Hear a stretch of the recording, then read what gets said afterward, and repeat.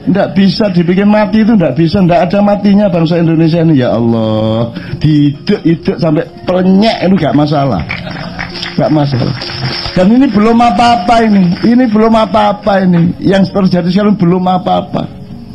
Dan ini tingkatnya kan tidak hanya Indonesia, dunia, seluruh dunia, mainstream, akuarium global tadi itu menipu kita benar-benar. Dan kita kok ditipu? Oh, kita pandai menipu diri sendiri kok.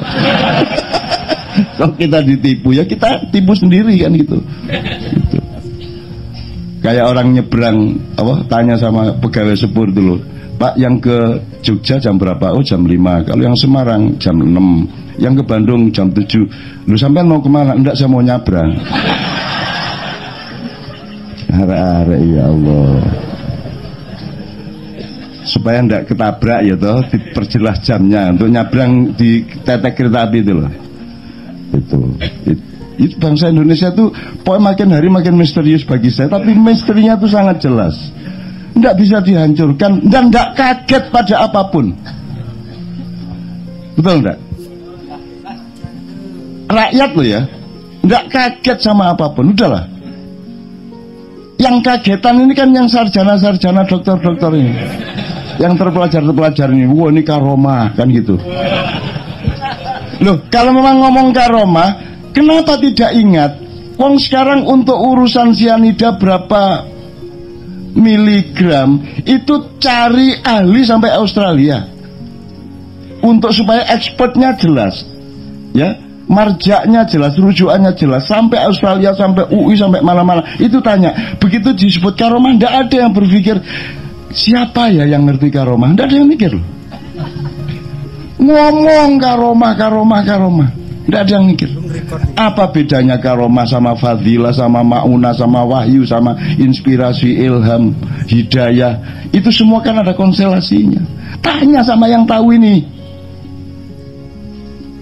Ngomong di mana-mana terus salah sangka. Jadi ini ya Allah, ini buta, ya Allah buta. Nah, kenapa kok buta? Jadi ini saya ngelihat yang disebut evolusi ini, Ustaz. Kan manusia itu sebenarnya sama Tuhan tidak kok Nabi Adam dibikin nyuruh malaikat Israel untuk ambil tanah di Mojokerto gitu. Dolek lempung gitu, terus digawe tapel itu artinya jasad manusia baru disepul sama Allah. Itu kan nggak terus dibawain Quran lah, enggak ya toh? Udah pokoknya diciptakan gitu aja, terus udah disuruh diciptakannya juga Anda dijebak sama informasi Allah dan Anda enggak mau mikir. Kan Allah mengatakan ini jailun fil ardi khalifah, aku menciptakan khalifah di bumi, tapi ternyata ditaruh di surga. Kan gitu kan? Terus baru diberangkat wala taqrabu hadhihi syajarah, jangan deketin pohon itu. Buah itu adalah buah haram. Tadi katanya di bumi. Kok saiki ndek swarga? Itu tidak ada yang nanya loh sampai sekarang. Tadi kan ngomongnya di bumi sampean. Ini gimana perdanya ini kan gitu. Ternyata di surga. Terus nanti ada pohon yang dilarang dia mendekati dan seterusnya. Kemudian digoda oleh iblis, dan iblis itu Adam tidak akan tergoda oleh iblis. Dia asani takwim kok. Tidak akan tergoda. Cuma dia belum pernah ada pementasan teater di surga. Maka iblis ini datang dengan kostum Jibril. Jadi iblis datang dengan pakaian malaikat, dengan wajah malaikat, karena dia lebih senior daripada malaikat Jibril. Maka Adam menganggap itu malaikat, maka dia taat kepada sarannya si iblis. Karena iblis ini malaikat sebelumnya, sebelum dimutasi menjadi iblis. Tapi kualitasnya tetap kualitas malaikat. Iblis itu sebutan, itu jabatan. Iblis itu bukan namanya, tapi jabatannya. Lu biar masuk karo bedane pangkat karo jabatan deh. Jenderal itu pangkatnya, pangap itu jabatannya. Iblis itu jabatan, bukan pangkat. Namanya bukan iblis. Namanya macam-macam, tergantung di mana dia. Kalau di sini budayawan, kalau di sini seniman, kalau di sini ustadz, di sini kiai, di sini dukun, di sini macam-macam, tergantung. Iblis kok ya. Jadi kalau di setiap langit Di setiap lapisan langit iblis diberi gelar masing-masing, ada al-khosy, ada as-sajid, ada ar-raqi, gitu, ada kanzul jannah, ada macam-macam gelarnya sesuai dengan konteks pemahaman orang. Gitu. Kalau ke daerah ya selamat datang Kiai Haji Iblis, kan gitu. Kan gitu. Jadi teman-teman sekalian, loh, itu juga Anda tidak pernah bertanya. Makanya kita jangan buta lah. Ini yang dasar-dasar kita masih buta kok. Saya rileks ngomong seperti itu karena Allah memang membekali saya akal, common sense tadi itu, dan tidak masalah. Saya tidak khianat apa-apa sama Allah kok dengan itu kok. Ayo jebak sampean. Karena Allah itu memberi 3 macam informasi. Satu yang disebut wahyu itu mas, atau firman. Satu perintah atau dogma. Dan itu hanya Allah, tidak usah dipertanyakan kok dia ngasih dogma. Nah ya gimana wong dia yang punya sak karepku gak gelem tak batalno kabeh. Enakmu dhewe tak ringkes gini, bumi srengenge tak perkes meneh, tak unter-unter tak dadekno anyar. Gitu wong Tuhan kok dibantah. Gitu loh. Jadi tidak usah bantah surat apapun lah, ayat berapapun lah kan gitu. Kan gitu. Engko dibatalno karo Gusti Allah lho engko. Ya wis gak sido kok gak gelem kan gitu. Jadi saya ini sedang bermesraan sama Allah gitu. Kan Allah, insya Allah Allah senang karena waduh, akal yang aku anugerahkan kepada anak itu dipakai dengan seksama, kan begitu kan.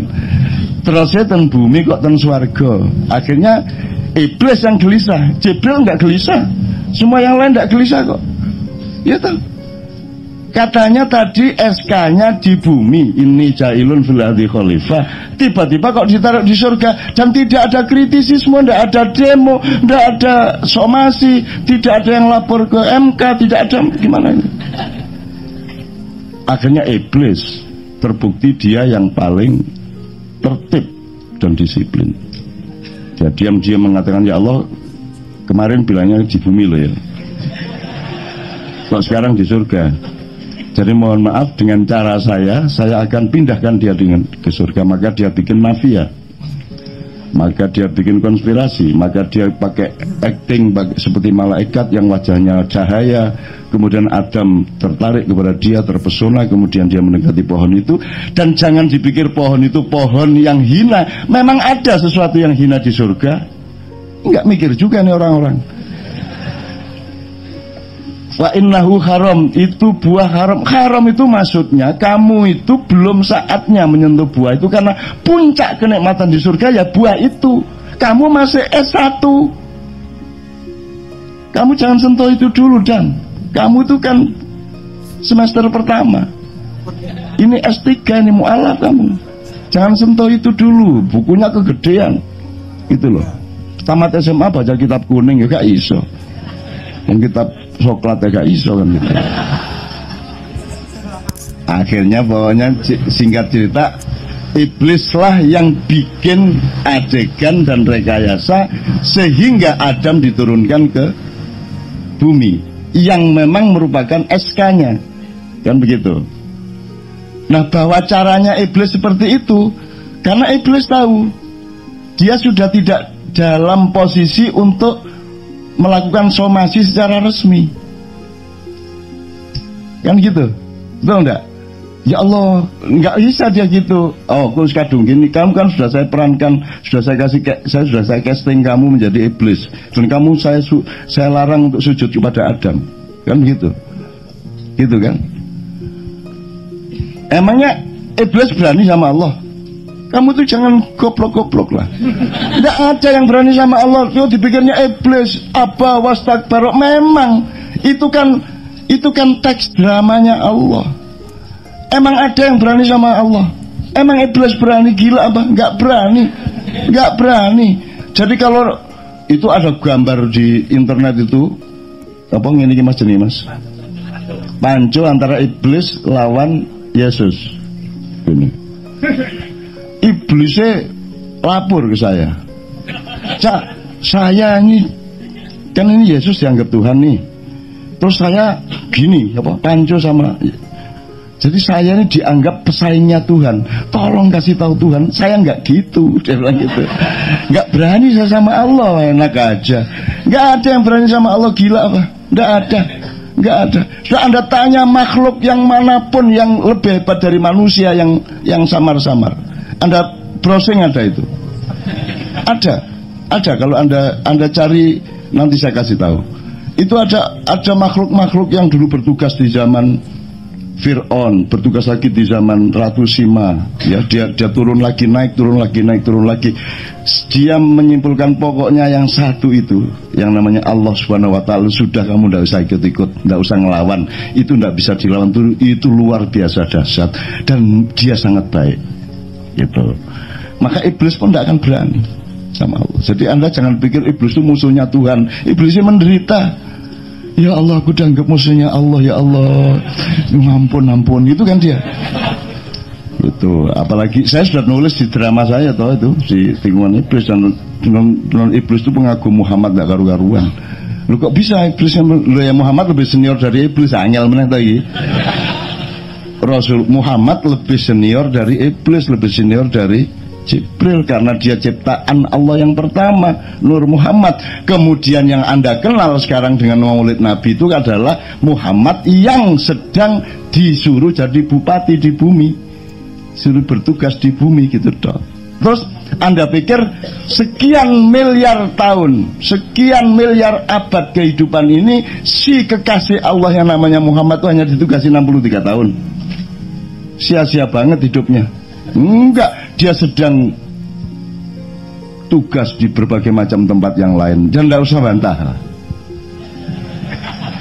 Anda mau ketemu jin, tanya sama jin, nabimu siapa? Dia bilang Muhammad. Apakah Muhammad yang di Mekah itu? Iya, dia bilang gitu. Cuman ketika di tempat saya bukan yang di Mekah itu. Ngerti maksudnya? Loh, makanya jangan terlalu buta. Kemungkinan dalam hidup itu mengalir, mas, getaran itu. Hidup tuh getaran. Getaran. Makanya surga selalu menyebut sungai itu karena aliran. Kita nanti menguasai aliran, pengen ini jadi, pengen ini jadi, pengen ini jadi. Pokoknya kita menguasai aliran. Aliran itu ya bisa aliran air, aliran listrik, aliran apa saja. Semua yang sifatnya berjalan dan dinamis itu namanya aliran. Dan kita menguasai sungai di surga itu karena Allah mengatakan mintah tial anhar. Kita di atas surga, kita memerintah sungai-sungai itu. Yang penting pada sungai bukan tanah yang berlubang, bukan airnya, tetapi alirannya. Nah, aliran ini yang engkau harus bawa kemana-mana. Kamu kesini untuk mengalir dan terus alirkan sampai bulan depan. Jangan berhenti di tengah jalan. Terus hidup itu mengalir. Makanya kan fisa'anin tadi ya Pak Ustaz. Oke, terakhir sebelum habis saya terakhir. Jadi mengalir itu gini. Saya coba Anda ke Pulau Seribu. Ketika Anda naik perahu, tolong ambilkan ombak. Bisa nggak Anda? Yang bisa Anda ambil? Nah, Anda jangan terpukau sama air, karena yang ada pada air itu yang terpenting adalah ombaknya, getarannya, gelombangnya, kan begitu. Jadi jangan percaya sama warna dan lukisannya Dadang, karena yang penting adalah apa yang mengalir dan bergetar padanya. Ya iya dah, ya dah enggak. Gitu. Kalau itunya cuman mediumnya. Bisa lagu keras ini. Wah, kok disebut terus nih Dadang pelukis. Wah. Bisa pameran di Perancis itu. Pinggir sungai. Di Paris sana. Nah, terakhir gini. Karena saya sudah terlanjur ngomong yang pangkal-pangkal yang hulu-hulu, yakin loh. Jadi ditaruh bumi terus dikasih Quran lah enggak loh. Karena dia sudah aksani takwin. Jadi dia sudah cukup Ustaz ya. Sudah cukup. Manusia itu dengan dirinya sudah cukup untuk bikin baik, untuk bikin peradaban yang mulia, sudah cukup. Dengan dirinya tok. Enggak usah Quran, enggak usah Injil, enggak usah apa-apa. Enggak usah sekolah, enggak. Asal kamu jadi manusia aktif dan mengalir kemanusiaanmu, maka akan tercipta baldatun thayyibatun wa rabbun ghafur. Loh, ini beneran. Tapi kan manusia pemalas, dia layak kilun, dia tidak maksimal menggunakan akalnya, hatinya juga selingkuh, hatinya tidak jujur dan seterusnya. Akhirnya terjadi keterpecahan dan keterkepingan kemanusiaan pada dirinya, sehingga kemudian pada generasi kedua setelah Adam sudah terjadi pembunuhan. Anda bisa semenderita-menderita Anda tidak pernah punya anak yang membunuh adiknya toh, kakaknya toh.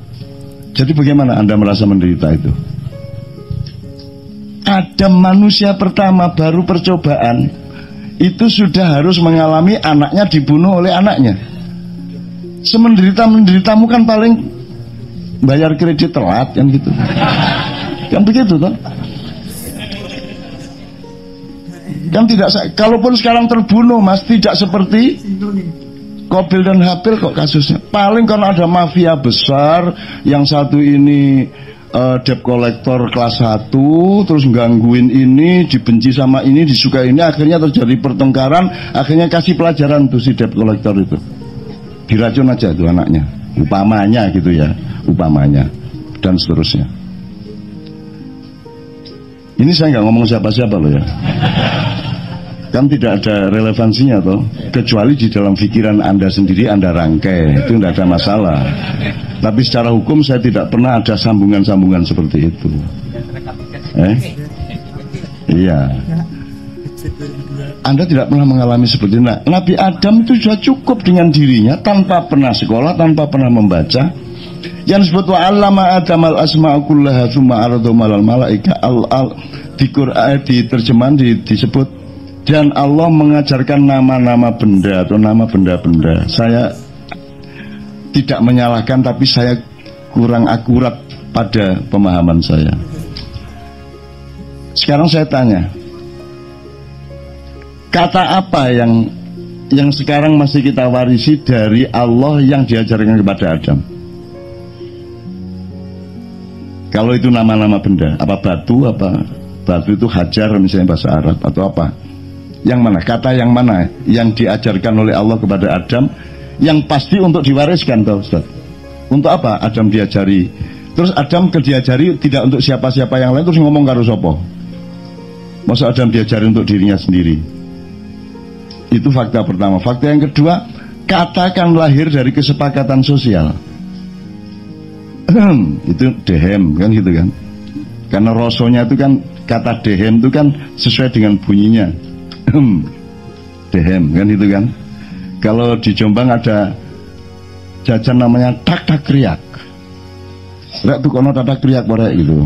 Maksudnya tadi, jadi ada kacang dibungkus apa?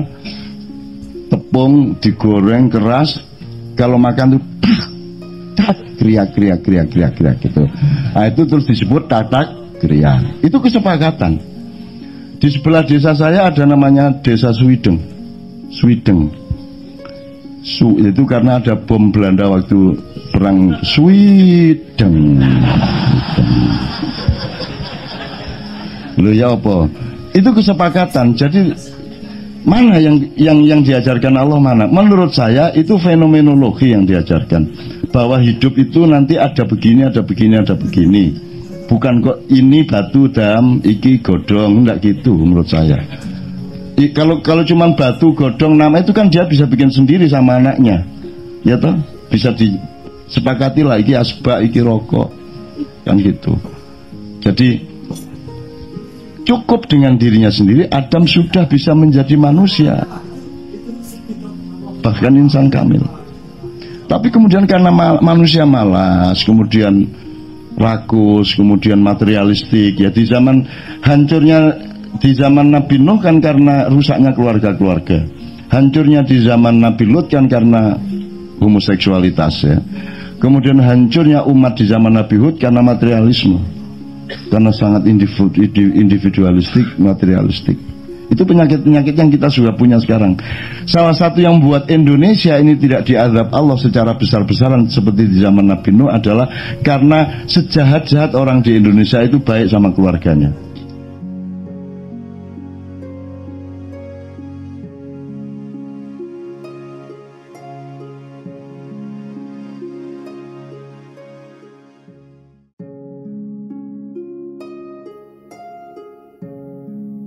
Assalamualaikum warahmatullahi wabarakatuh.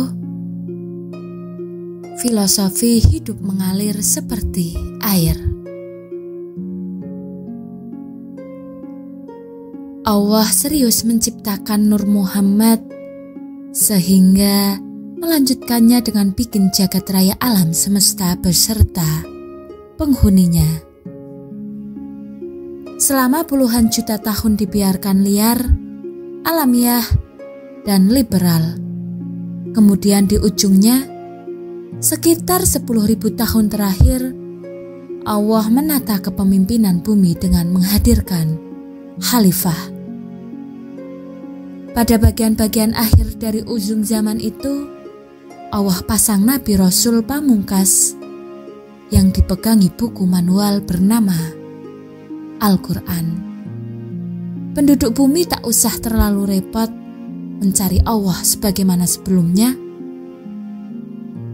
Cukup baca kitab itu dengan kecerdasan dan kenikmatan, tidak ragu, patuh dan setia kepada kandungannya.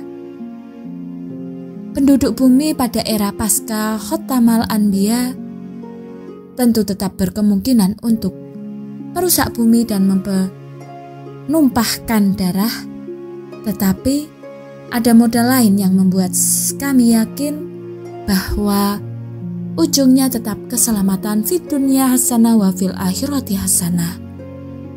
Allah sendiri yang pasang khalifah, Allah sendiri yang tancapkan tonggak syafaat dengan menghadirkan Muhammad.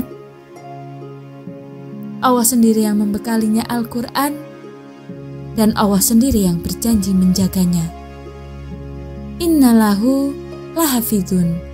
Maka penduduk bumi sedang menyongsong keselamatan masa depan, meskipun tetap dipersyarati oleh yughayyiru ma bi anfusihim. Dan kita semua yang ada di ruangan ini pagi ini adalah pekerja-pekerja kesetiaan kepada Al-Quran yang terus berjuang mengubah diri dan dunia. Apa yang lebih indah dan membahagiakan dibanding makom berjuang menyebarkan bahasa Al-Quran untuk menaburkan dan menyamaikan kandungan nilainya,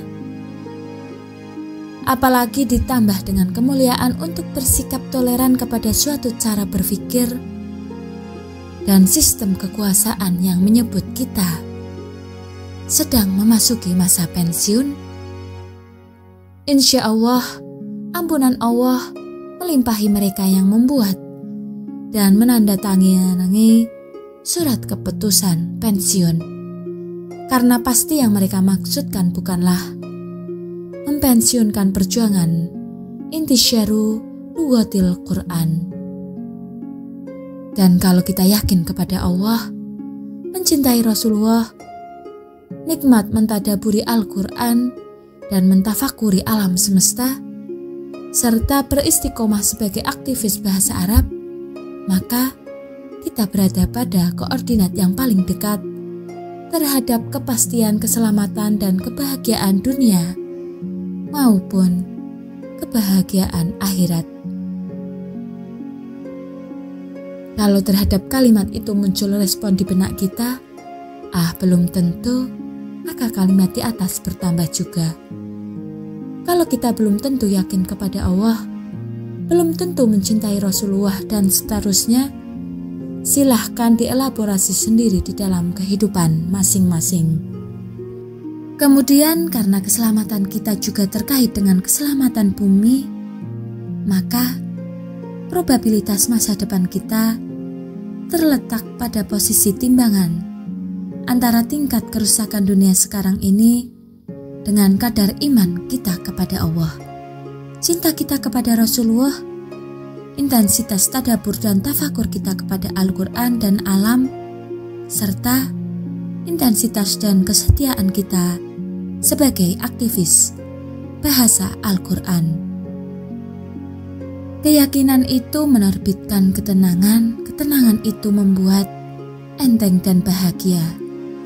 Kebahagiaan itulah tulang punggung kejiwaan untuk tegak berdiri, turut merayakan dan mensyukuri upacara penugahan kembali tugas 3 aktivis bahasa Al-Quran yang sedang mencapai puncak kematangannya,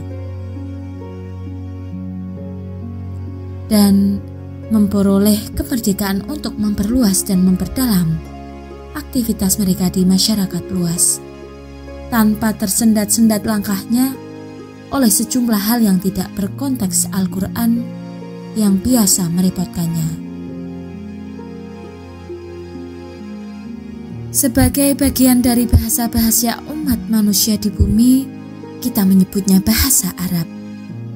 Tetapi sebagai bahasa pilihan Allah untuk merumuskan informasi dan bimbingannya kepada perjalanan peradaban umat manusia, kita menyebutnya bahasa Al-Quran. Tidak kita sebut bahasa Allah karena seluruh realitas jagat raya adalah juga bahasa Allah. Segala kenyataan sunatullah yang secara manipulatif kita sebut hukum alam memuat bahasa komunikasi Allah dari embun yang menetes hingga 7 langit yang tak terjangkau adalah bahasa yang dipenuhi oleh kehendak dan penyampaian Allah. Juga bahasa Al-Quran dan bahasa Arab tidak kita sebut bahasa komunikasi Allah, sebab kita tidak berani menyimpulkan bahwa Allah tidak pernah menyampaikan sesuatu menggunakan bahasa Jawa, bahasa Perancis, bahasa Swahili, atau bahasa-bahasa nirkata, dan berbagai macam alat komunikasi lainnya.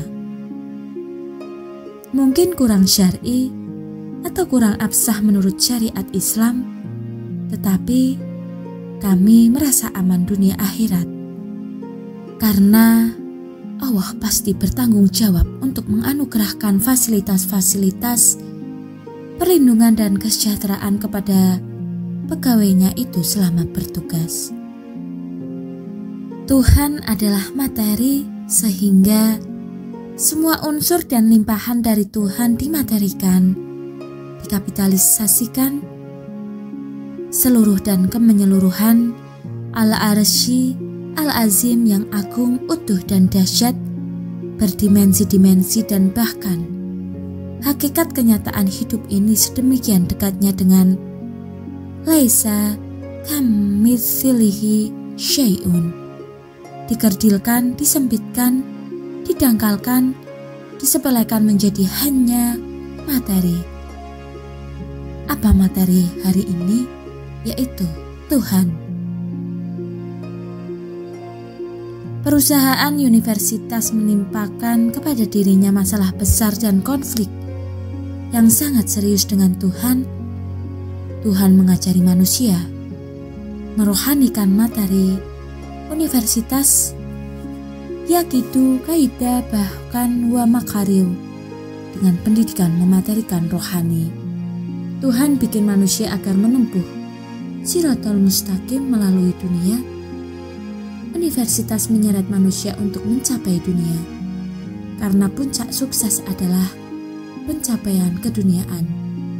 Terbalik, wasilah dan goyah menurut Tuhan dengan menurut universitas.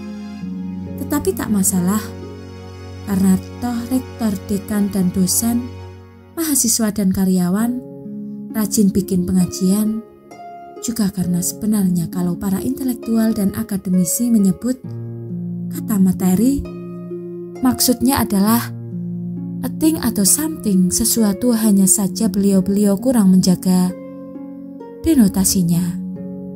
Materi yang dimaksudkan sebenarnya bersifat cair, tapi akhirnya menjadi padatan, dan tidak ada kewaspadaan intelektual tatkala kata materi melembaga ke materialisme yang bersifat sangat ideologis dan menjajah.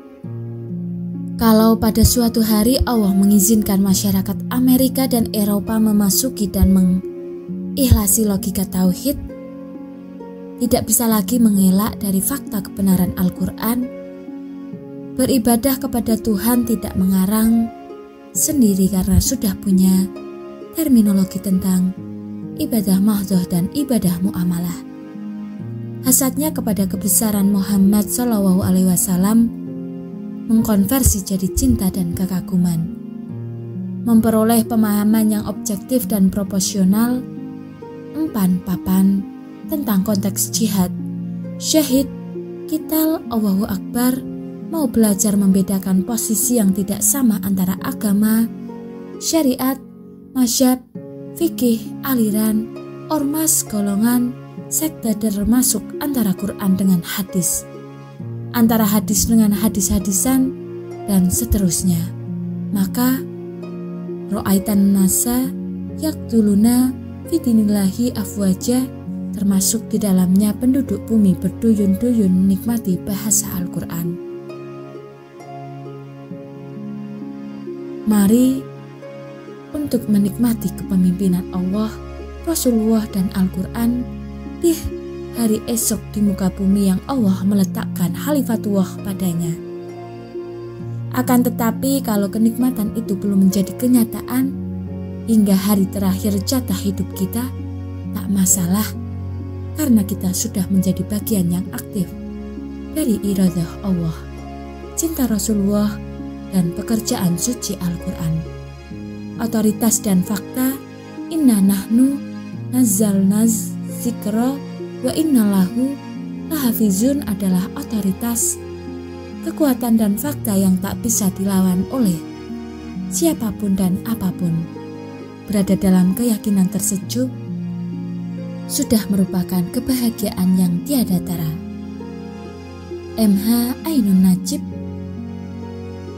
Wassalamualaikum warahmatullahi wabarakatuh.